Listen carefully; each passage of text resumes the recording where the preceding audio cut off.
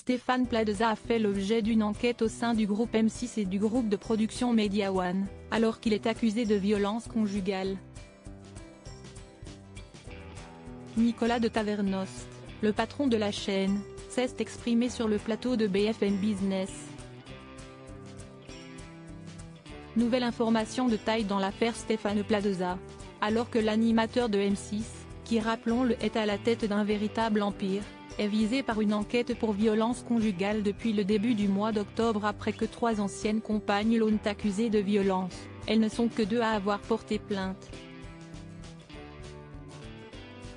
Il peut respirer un bon coup puisqu'il ne sera, a priori, pas écarté de l'antenne.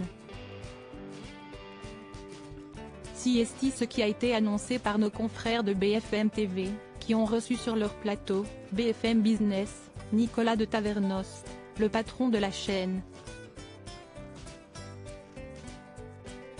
Ces 2 enquêtes n'ont donné aucun élément qui justifierait une sanction contre Stéphane Plaza. Je dirais même au contraire que ses collègues l'appuient plutôt, a-t-il expliqué, tout en assurant avoir pris, lui et ses collègues, l'affaire très au sérieux dès l'instant où ils en ont pris connaissance. Le soir même, nous avons commandité une enquête avec tous les gens qui travaillent avec lui. L'homme d'affaires a également précisé que son groupe agit toujours avec énormément de précautions sur ces sujets, surtout lorsqu'il est question de violence conjugale. Il nous est arrivé de mettre des personnalités importantes à l'arrêt, ça a été le cas d'un célèbre animateur d'incroyable talent. Ça a été le cas d'un acteur.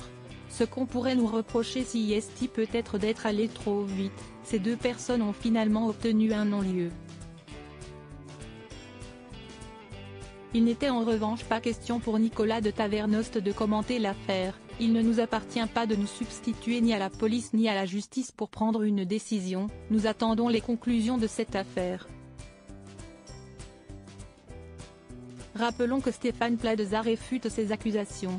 Ses avocats les ont qualifiées de diffamatoires et injurieuses, lors des premières accusations parues dans la presse.